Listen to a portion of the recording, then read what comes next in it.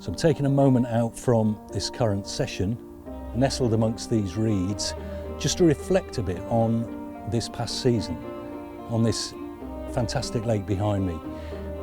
I'm not going to name the lake out of respect to the anglers still fishing here, and those that know will know. It's not a secret, nor is there a publicity ban. But likewise, I don't want to shout about this big southern gravel pit behind me that's just under 40 acres. It's a lake that I've known about for many years and even fished back in 2017 into 2018 briefly. Back in those days, it was a very different lake in many ways to the one that's in front of us today. It was a wakeboarding centre, speedboats left, right and centre, and those boats were out from dawn till dusk every day. The very nature of wakeboarding means they want as big a wake behind the boat as possible, and they do that by keeping fairly close to the bank, creating this big bulge of water, and the guys will surf along behind. Great if that's your thing, not so great if you're the angler, because the waves would crash over your boat all the time. Boats had to be pulled right up onto the bank.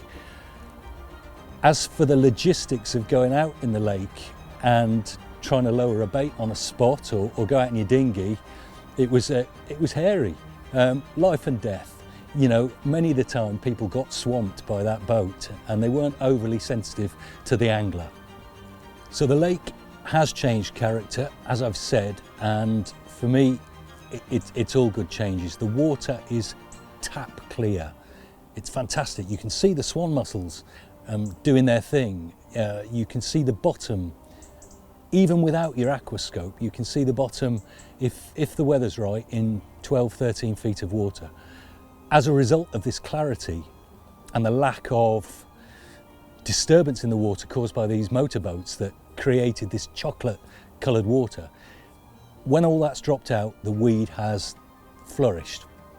And as a result, it's a reasonably deep pit. You've got an awful lot of this near 40 acres that's more than 12 feet, up to about 18, 19 feet in the deepest spots.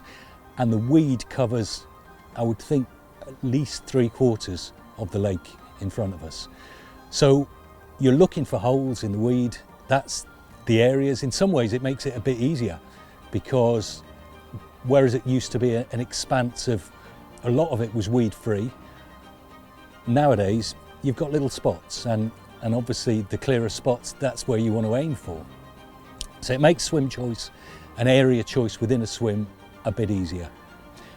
So within this near 40 acre lake, we've got a stock which isn't fully known. The lowest estimate's about 50. People say it could be 75 or even a few more. But I do know that of the fish that seem to ever get caught, there's maybe 40 different ones that I've seen pictures of. Without a doubt, there's a few more than that that never get caught. And then there's a little hardcore bunch of what seem to be double figure commons that live underneath the snags that nobody ever catches. And I'm probably all right for those. Respect to them, they can live their lives out under the snags, and I'll do my best not to disturb them. But it adds to that character. There's a variety of fish in here. The fish themselves, one of the things that makes it really special is there's a couple of fish which get caught every season. One in particular, a fish called Paula, gets caught numerous times in a season. Most of the fish in here are fish that get caught every few years. Some of them every 5 years, and that makes it really exciting. One of the reasons that I chose this venue was because I just finished 3 years on Frimley Pit 3. I loved pretty much every minute of the Frimley years. It's a fantastic venue. It's got probably the oldest stock on average of each carp in the country, and those famous old fish are big and beautiful. So it's a brilliant lake, but at just under 10 acres, and with the country's best, keenest anglers have nearly all circuited those banks at some point, it is a pressured venue. And I know one thing that I found on Frimley was blanking was a difficult game, because at some point, if you're sitting there and you've done your 48 hours and you've not caught anything, someone at the other end of the lake's probably had one, and that makes you feel like you've missed out. You can doubt yourself and your tactics. Whereas here, it's a little bit different in the way that you're not expected to catch. It's a low stock venue, it's got its challenges, and most people are catching, you know, a handful of carp in a year if they're doing well. So it was actually a real blessing to feel that weight off my shoulders, that I could arrive, I could soak it all up, I could enjoy the mood, enjoy the vibe, and not worry too much if I've gone home without a fish. As it turned out, my first few sessions here, certainly that first month or two, produced far more than I could have ever hoped for, and was a really special period in my angling. My ticket started on the 1st of June. I work shifts, I do 4 days on and 4 days off, so I had to wait till 2nd or 3rd of June before I got down here and had a few days at my disposal. The best thing I had to go on really was knowledge of people who were already here. My old mate Andy Camo had fished it through COVID, including a June where he had a couple of bites. Now, I obviously grilled him. I'm quite shameless when it comes to that. Exactly where the bites came from in that June time a few years ago, and hope to get a few pointers to at least give me a starting idea. Now, what Andy had said was that this middle area of the lake, he had had a few June bites by fishing reasonably short.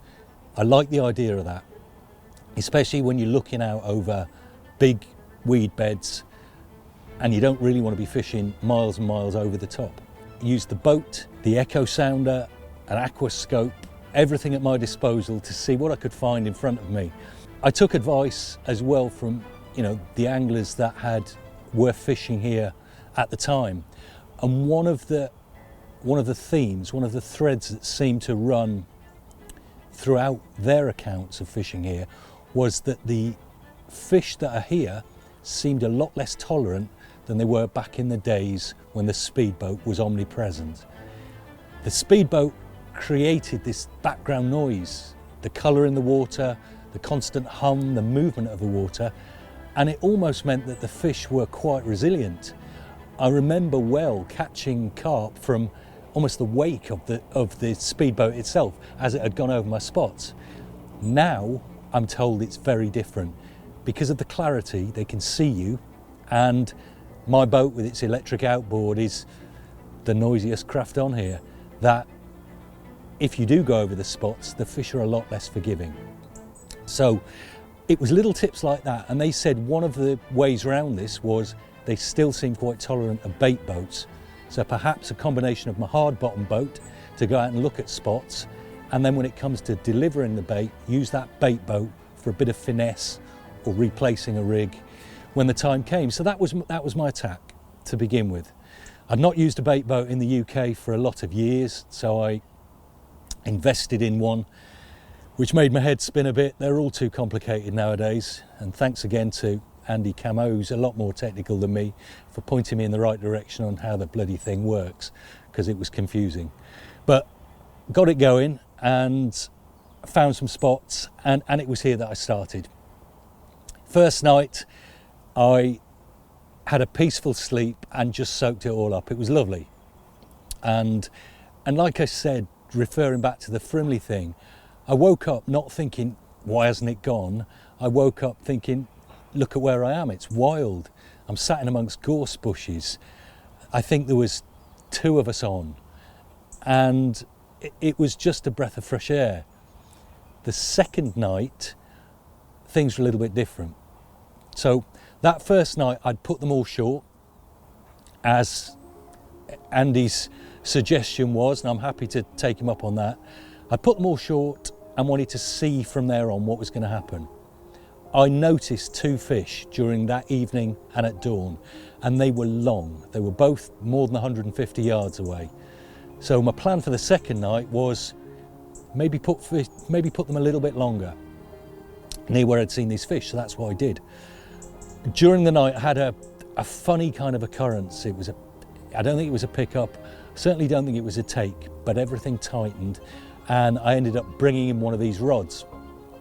And there was nothing on the end of it, but I then had to redo the rod, and I didn't fancy putting it that far out, middle of the night, and I thought, well, the spot from the night before, the short spot, it's had a day of bait sitting on it, I'll drop it back there, it's quick and easy. And I think it's fine, the area's been left alone. It was a good choice as it happens, certainly for getting a run, because the second night, in the morning, the rod melted off. And I'm attached to a fish, playing it out in open water, not quite believing my luck. This thing's plodding around for maybe 5 or 6 minutes before everything in front of me, which I believed to be clear, came solid, and I couldn't move this thing. So it was a case of go out in the boat and see what I can do to retrieve the situation. Went out in the boat, and when I got over where the fish was tethered, I could still feel the odd head shake, so I thought I was winning. I looked down, I could see this kind of ghostly circle in the glow of my head torch, and it was a buoy. It was a green buoy about the size of a football that was a good 3 feet underwater. And that's what the fish had got around. So it wasn't a buoy I could see in the daytime, it wasn't there. It was one from previous use, maybe when the speedboats were here, and it was sunk. That's what the fish had got tethered round. So I reached in, a bit of huffing and puffing, a lot of swearing. I finally got this buoy up into the boat and then pulled up the rope. My hook, at some point in that whole procedure, my hook, God knows how they do this, but they're good at it.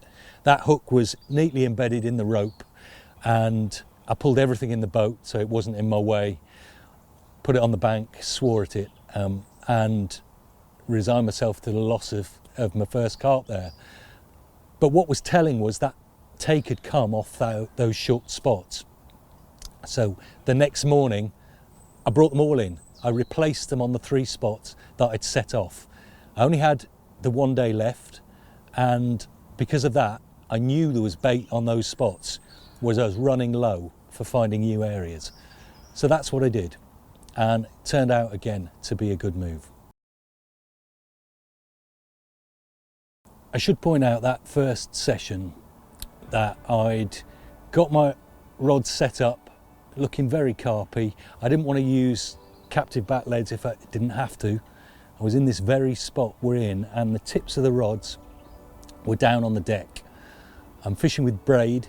I've got 4-pound test curve rods, 40-pound braid. It's very beefy gear, and I was waiting for the takes to come. What I hadn't figured, schoolboy error, having not fished this style of fishing for many a year, was the savagery of the take combined with tight clutches and braid means that you really don't want your rods on that angle, because it'll just lift those rods off the buzzers. And it was the next morning after I'd lost that fish at night. It was, I don't know, mid-morning. It was a sociable hour. Didn't have to get up early. A sociable hour. I was sat lamenting the loss, having a cup of tea, and I had one beep. And one beep, obviously, I looked towards the rod. The butt of the rod was in its grip, thankfully. The front end of the rod was a good 4 inches away from the buzzer, making no sound at all apart from a screaming clutch. So I ran down and hooked into something which felt a little like a freight train. The fish in here are wild, the takes are wild, and the fight itself was ridiculous. It was almost being flat rodded with sort of such beefy gear. It's easy to do. You know, I know how to play a fish. I've played a few in my life.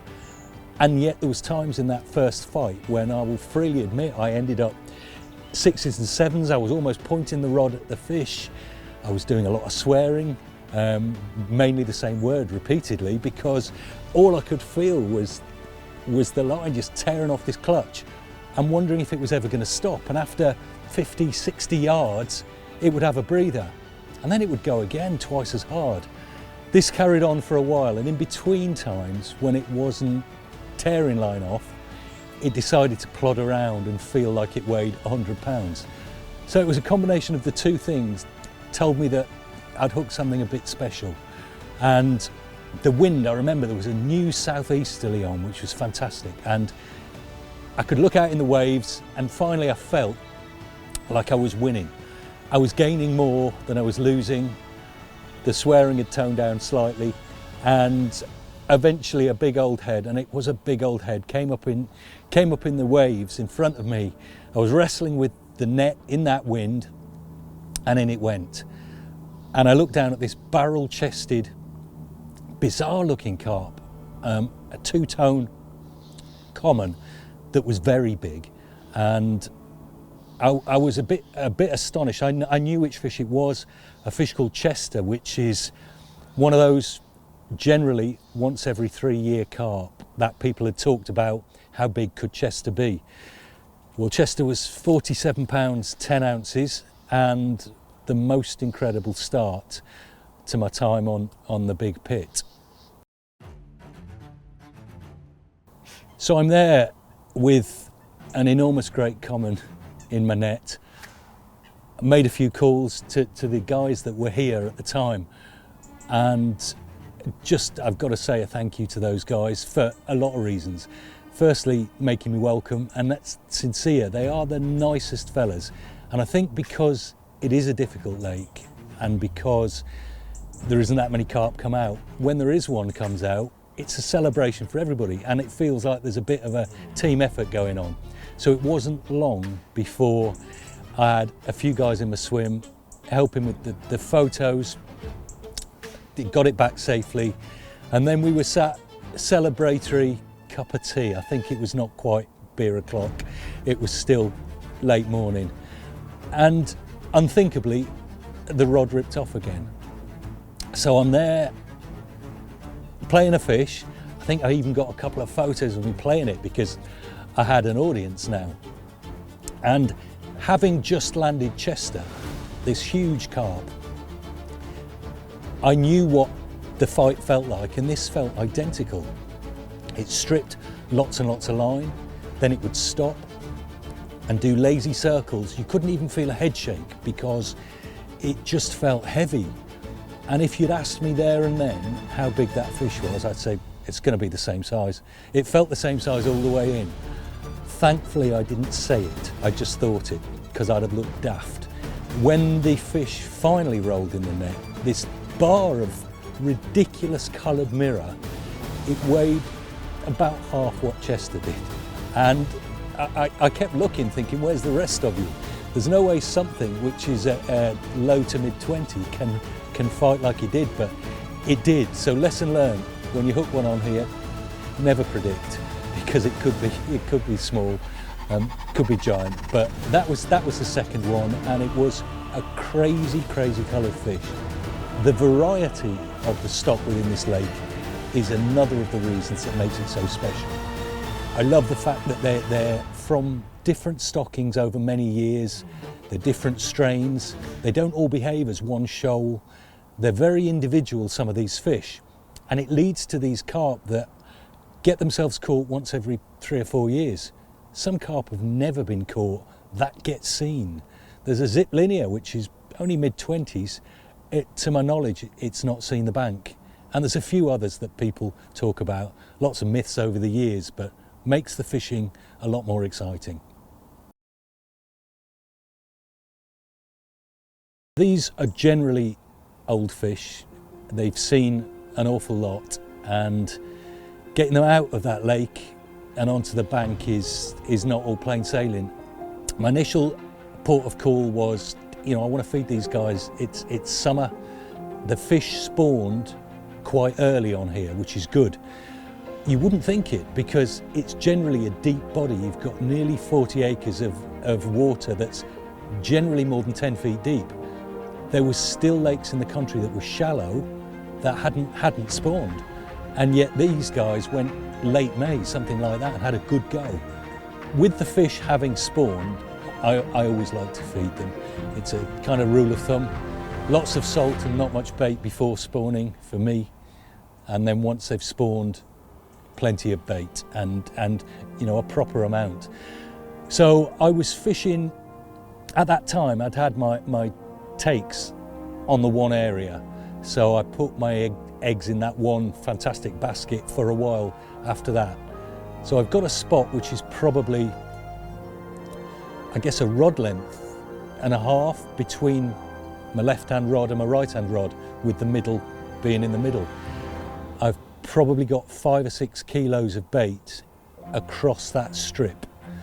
The reason that strip was picked is because it was the hardest, clearest area with the tallest body of weed that I could find next to it.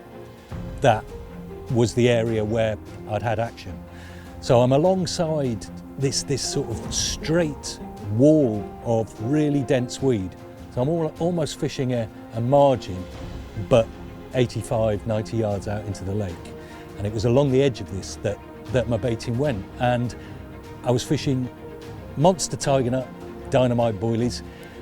I didn't want to use anything with fish meals because of the crayfish problems, which we'll talk about a little bit more later. They're definitely there. So I went with that, mixed it with lots of buckwheat, which I always love, soaked with all manner of goodies, and a few tiger nuts as well.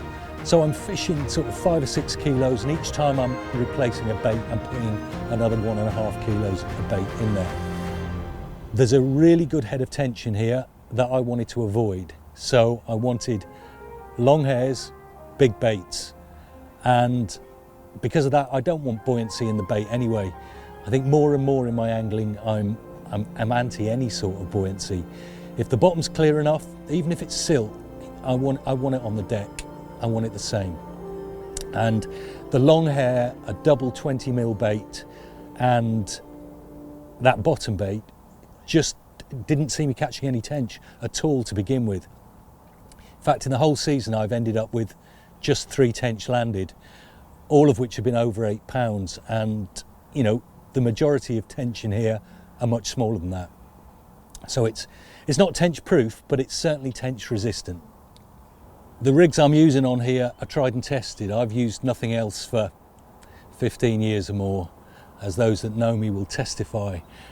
And I've just made everything stronger on here. So my hook link material is a Camflex leader material that Gardner use. Sinks like a brick. It's 65 pounds. It's tough stuff. I'm using size 3 hooks. There's a big old bit of metal out there, but I want to make sure that when I put a hook in one of these fish that I get it in. I'm using 5-ounce leads which come off on the take. They're wrapped round inline leads because I'm dropping from the boat itself or a bait boat. So my hook baits when I started were a mixture of hardened 20mm bottom baits or potentially tigers, double tiger nuts, again long hair, big bottom baits, and that's what I got away with to begin with. And sure enough, those first couple of fish, I noticed when I looked at the hook baits there was claw marks on them, but clearly there'd been enough of that hook bait left. It was still fishing. I didn't really have a problem. That was early June through to kind of mid-June. By late June, things had changed, and whereas my rig remained the same, I've got long hair, I've got heavy bottom bait, the crays were winning that battle. They are relentless on here, and I was using things like a double hardened 20mm bottom bait that's then been shrink wrapped, and often I would double shrink wrap it, thinking that's crayfish proof, and I couldn't have been more wrong. It was sometimes 6 to 10 hours. That bait that would go out there that you feel you need a hammer to get through was gone. All that I'd be left with is little slivers of the actual shrink wrap material. So I had to go back to the drawing board and think about, well, what can I do? There's a lot of artificial type baits around there. I've never been so keen on plastics and things like that. There's baits where you can use sort of a cage with some paste and stuff inside. But that really didn't negate the problem, because the problem wasn't just the fact the crayfish would whittle and destroy the bait completely. It was the fact it was pulling the bait around. So even if there was some of the boilie left, the hook itself might be turned over and burred through the constant activity. I had to have a bit of a radical rethink, and I found an artificial bait that I quite liked. It was a bait that Corda do. It was a mainline essential cell. It's roughly the same colour as the Monster Tiger Nut free offerings I'm putting in. And what I found was the real game changer was the fact that I was jamming a split shot underneath the boilie. So I've got a nice long hair stop in through the top boilie. I've got another artificial boilie as well, and I'm jamming a split shot underneath, so it's all held tight. And even with their dexterous little pincers, the crays can't pull that stop out and remove your bait. And because they're getting no reward at all, no tiny items of food, like they'd get with a hardened boilie, they still get something. I'm sure they were giving up and then moving on to the next food item quicker. So I was fishing for longer. It's not 100%. Occasionally, I would still get the odd hook that was burred over where it'd been dragged around. But the tangled hook links, the constantly blunted hooks, that was a thing of the past. And touch wood, it was a way round the cray problem. I tried other systems. I tried putting one patch of bait with my hook bait in it, and then having another patch of bait 5 yards away with 2 kilos of fish meals. I thought I was being generous. It was like a charity case for crayfish. You can have those, they're on me. And instead of working as in my head the plan rolled out, it was worse. As soon as I was throwing fish meals anywhere near them, there just seemed to be more and more. I think part of that was the time of year. Through July, it was just getting worse and worse and worse. So it was almost crayfish avoidance was the order of the day. But I think it's a fine line between that and avoiding the carp as well. I remember a water in the Colne Valley where the anglers started using wooden balls because the crayfish were so bad. Fine, they weren't catching crayfish, but nor were they catching many carp.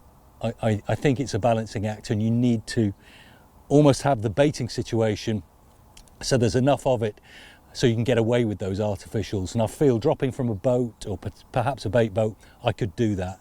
And it certainly meant that I was fishing more and catch rates crept up again. And that's where we are and remain in October. The crayfish are still very active, and they're never totally dormant, even through the winter. Those few tweaks made, and like anywhere, those tweaks you get a little bit better. Little things, you know, I hadn't used a bait boat for a long time. Now at the end of my leader, I have a shot, like a quick change pop-up shot, which means that when you're out on the spot, that boat, if you need to look around a bit, you're not going to get that braid get sucked into the motors of the bait boat. Little things like that, how I've adapted the kit to get to and from the swim, that's all got better. And as a result of that, the captures, which started off good, just went better than I could have expected. It's been an incredible summer. The fish themselves are joyful because they're full of surprises. I've not met them before. And to have these things roll in my net, occasionally I'm thinking, there was one fish, a fully scaled 36 pounder. I didn't even know that fish existed. And then it's lying on my map. It's wonderful. And whereas Frimley was superb because you've got these target fish in your head, to have fish that you didn't even know existed, different kind of enjoyment, but one that's worthy nevertheless. So you know, as we're approaching the end of this summer, we're well into autumn now, and I'm moving on to Berkshire way for the winter. You know, this will be me saying goodbye to this lovely lake. And you know, on reflection, it's been an amazing year. I've had 5 over 40 now from the lake. I've had a dozen over 30 and some good 20s to back that up. And I feel very privileged to have held all these fish from this special venue.